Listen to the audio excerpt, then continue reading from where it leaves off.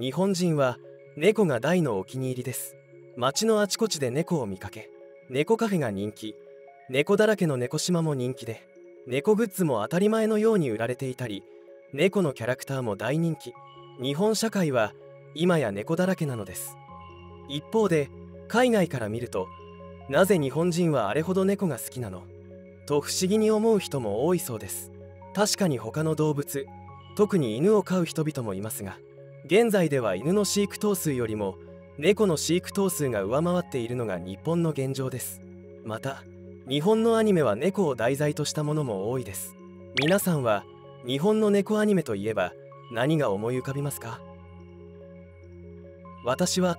ドラえもんです。皆さんの好きな猫アニメも教えてください。古来より続く日本人と猫のつながり。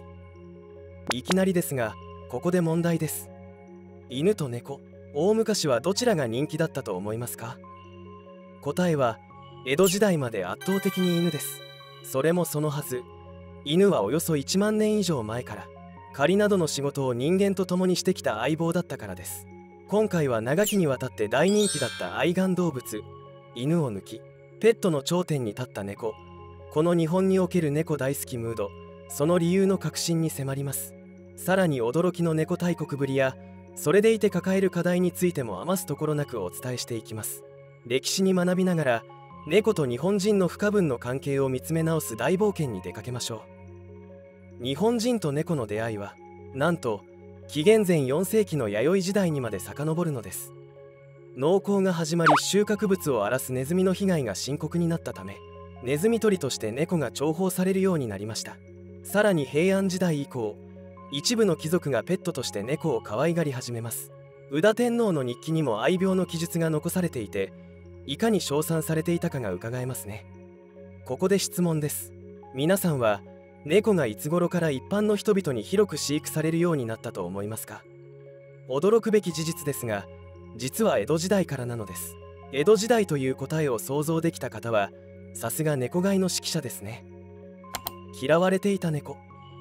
江戸時代も猫は大切なお米をネズミから守ってくれていました。しかし一部では夜行性で目が糸のように細くなってピカッと光ることから怖がられる存在でもありました。化け猫とか猫又といった妖怪として描かれることも多かったのです。江戸時代終わりには猫は怖がられるというよりも厄介者とされ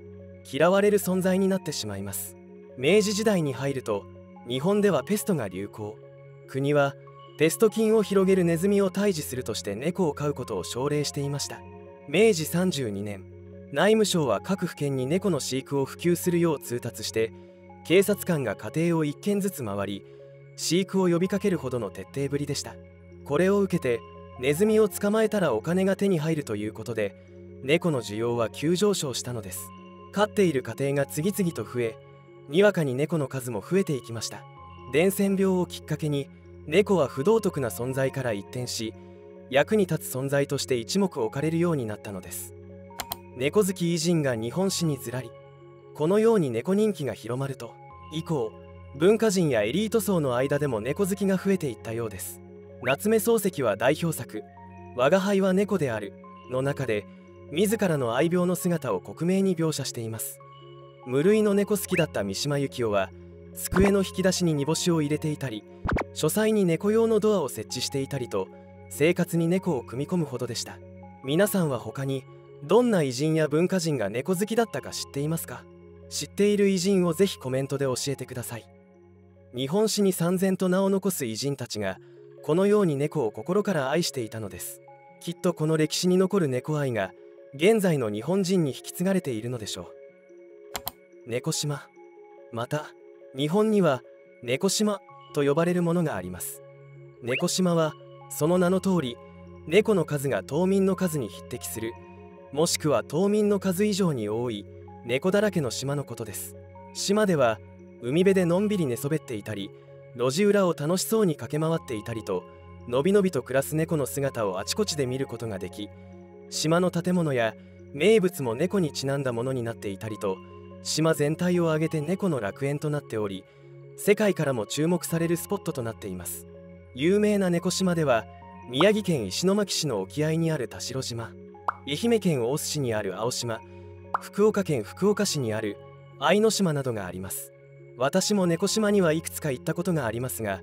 数歩歩けば猫がいるといった感じで、猫好きにはたまらない島となっています。猫に虜になることは必然だった。この動画を見ている人は、何がどうあれ猫という存在は唯一無二で、存在しているだけで可愛いと思っている人が多いでしょう。しかし、そもそもなぜ猫に愛着を抱いてしまうのでしょうか。猫の認知行動を研究する上智大学准教授の斉藤茂子さんによると、猫は人間が飼いたくなる外見をしています。犬は年を重ねるごとに顔つきが変わっていきますが、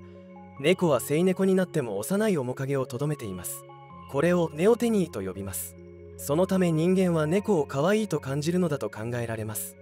とのことです。つまり、猫の愛らしさの秘密は永遠の赤ちゃんのような顔つきにあるということです。しかし、猫には人間を虜にする別の赤ちゃんの力もあるそうですが、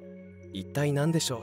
それはニャーニャーという鳴き声なのです。実は野生猫の祖先は、この鳴き声を出すのは子猫が母猫に甘える時だけだったのです。しかし現在の家猫は、私たち人間に甘えるようにニャーと鳴いています。この甘える鳴き声に人間は可愛いと反応し、世話を焼きたくなり、猫は人間から遊んでもらったり餌をもらえて幸せになる。まさに人と猫の共生の好循環が生まれているのです。なんだこの幸せなサイクルはと思った方はグッドボタン、人間は猫に操られていると思った方はコメントしてください。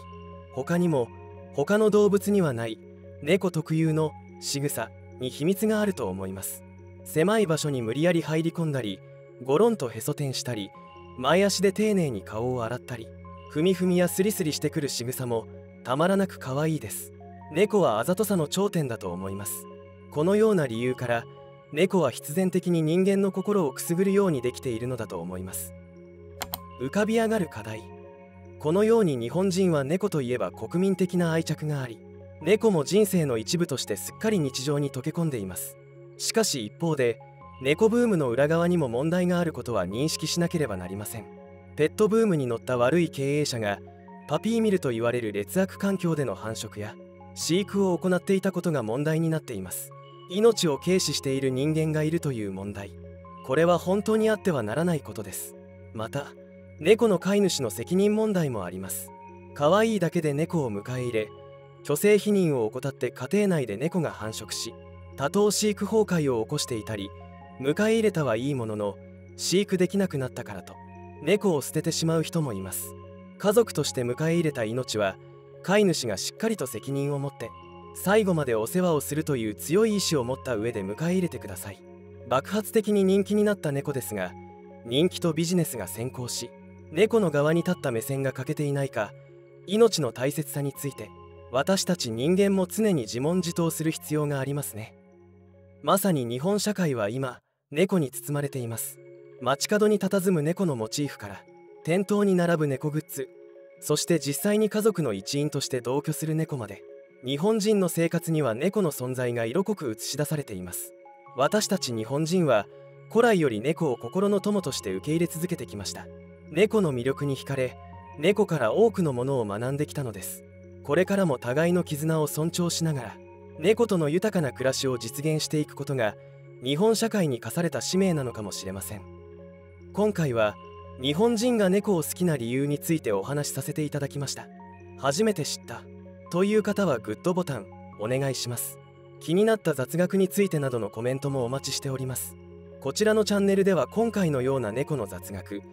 病種の歴史や特徴についての解説動画を配信していきます。もっと猫について知りたいと思った方はぜひチャンネル登録よろしくお願いいたします。